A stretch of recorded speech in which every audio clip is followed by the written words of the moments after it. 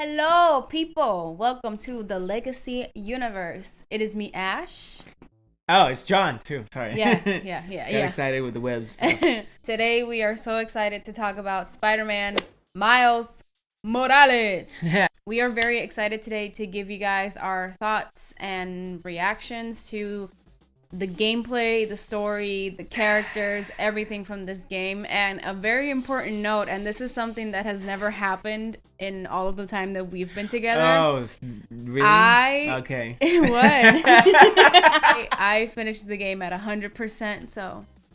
Yes, before I did. Because she finished it, I saw her as she was finishing the game. I kind of, taking my time now that I already know what the story is and what's going to end to. So, I'm taking my time with it. But kind of, in a way, I finished it too, watching you play. What are your general thoughts as a viewer, as a spectator of what was happening on screen? Okay. So, I'll tell you this. It was familiar and new. Insomniac obviously didn't dive away and threw everything that they developed in the original Spider-Man game out the window for this new game. Yeah. They basically pretty much recycled what they have, which with good reason, because it's still the Spider-Man game. It's the franchise. So you're not just gonna throw your assets away and all your development. Yeah. The game is short. It's shorter than usual. Yeah. So it caught me by surprise in that sense.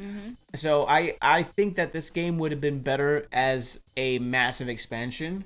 Like a DLC type like a of thing. DLC. But I am not so mad about it either. Yeah. Because they took a little bit of the price from it. But overall, the story was very inspiring. Yeah. Because, first off, it was a proud moment for me as a Puerto Rican to know. I already knew Miles and I already knew who he was and where he came from and who his parents were, but to see it in a video game as we would see it in live screens, because we've only seen it in comic books. Yep, that's true. It's not a mainstream thing, or it wasn't a mainstream thing compared to television, the theaters, and video games. And just to see and play as Miles and then know his background, hear him try and speak Spanish, but it's not perfect. It's not a perfect It's Spanish. like an American type of Spanish. Yeah. Te quiero. Te quiero. Eso me gustó. You can tell when you're playing Miles, it is not a copy of Peter. You can tell the how novice he is, and the experience of the developers letting you feel it throughout. But overall, I think it was a great experience. It was a great story. It was a proud moment for us Puerto Ricans. I can tell you guys a lot. Yeah. That it was. Yeah. And I loved that new story. No Peter Parker, only at the beginning And at the end. Yeah. But it gave us, great moments. For me, playing this game, it's like you said, you could feel Miles getting used to his powers, getting used to web swinging, getting used to fighting. And I really like the fact that I feel like Insomniac took what they had on the first game and they improved it for this one. And that's something that I can applaud. I love the fighting, because the thing with Miles also is the fact that he has electricity incorporated into some of his skills, and he also has the camouflage, which is like the best thing that ever happened in this game, because it was a great way for you to keep practicing being stealthy, and I feel like I improved in this game in the stealth. She did this a lot. I would knock somebody out and then go invisible and then be like, bye. I was impressed because she was using a lot the stealthiness of the game. Story-wise, I could see a lot of people saying that, oh, this is kind of the same. I'm not impressed with the story. We all know what's going to happen. Something that I always tell people is the fact that when we got the first Spider-Man game, we do meet Peter Parker as established Spider-Man. So he's already in college. He has already had a relationship with Mary Jane. He's known for being, Spider-Man. So he has history.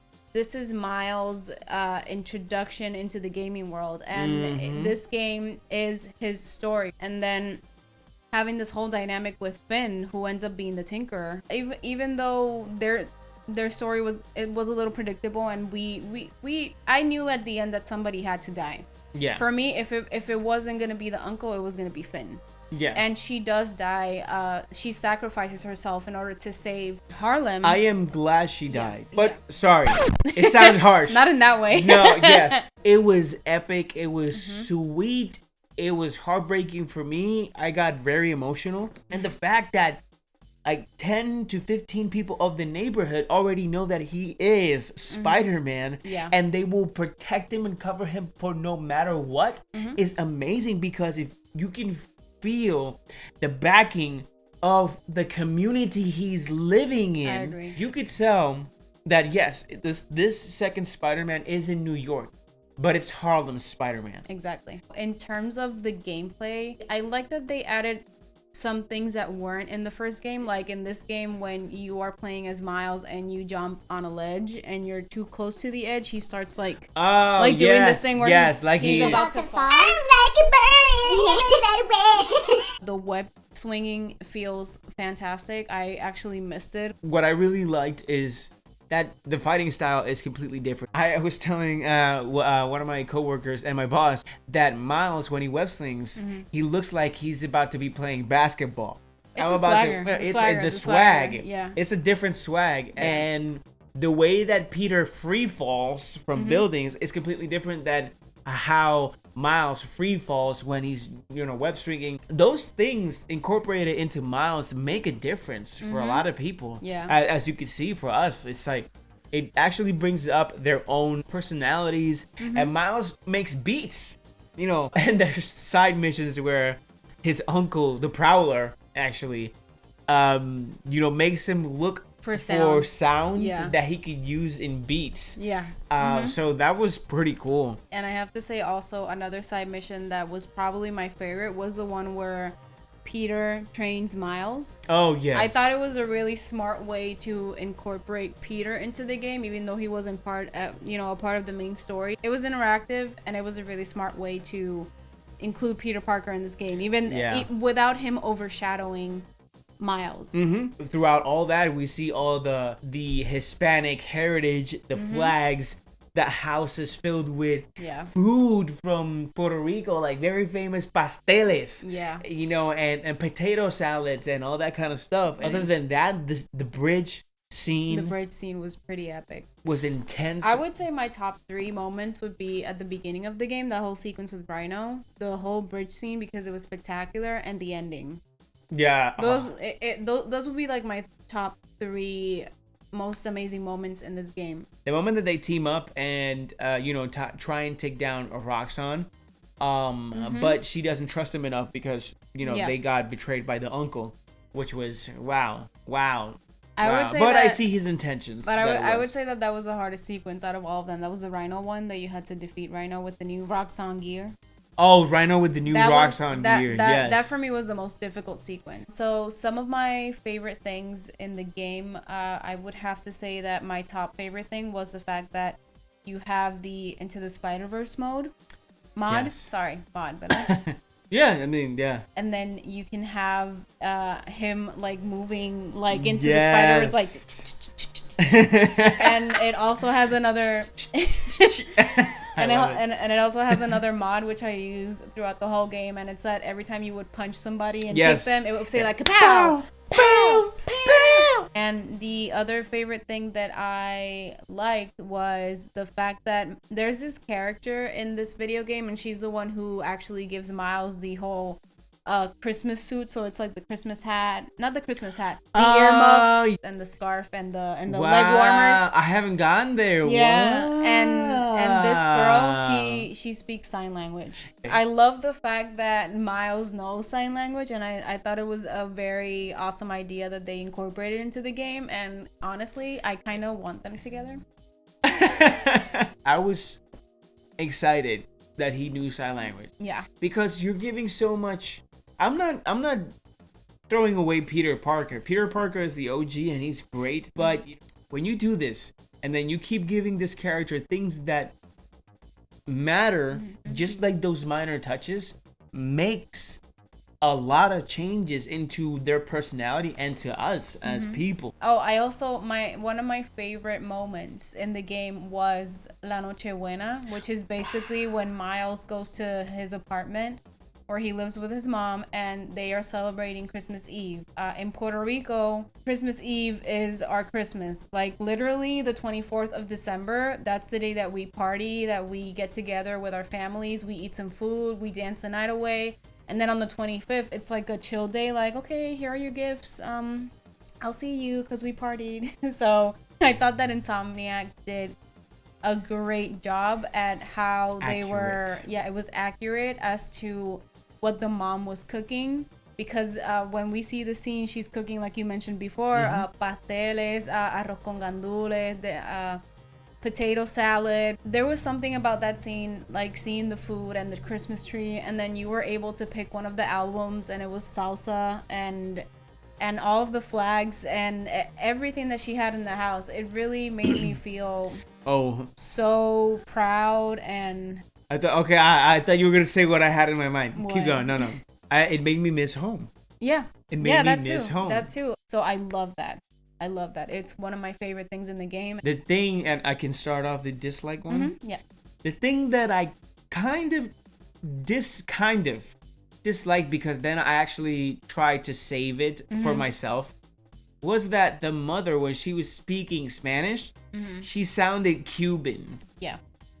She didn't sound Puerto Rican. For just Americans, they can't really tell too much the difference between Cuban, a Dominican, and a Puerto Rican.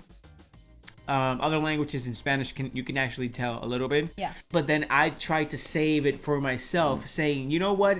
Maybe she was born and raised in the States, and Miles' grandmother was the one that was born and raised in Puerto Rico. She moved to New York. She raised the daughter there, so she learned Spanish but picked up the English. So kind of a mixture of those two languages. It kind of are like, touching each other as she speaks Spanish. I just feel like if we were to compare Miles' mom in this game and the mom in Into the Spider-Verse, the mom in Into the Spider-Verse, she was like, boom! She's Puerto Rican, yeah. That's her. The attitude, the swagger, when she talked, it was like, ese es mi maíz. I agree with that. And again, these are things that we didn't like them, but it doesn't necessarily ruin the game experience for us at all. It's like little things here and there. The other thing that I would have to say is that we were talking about Simon Krieger earlier, who's voiced by Troy Baker.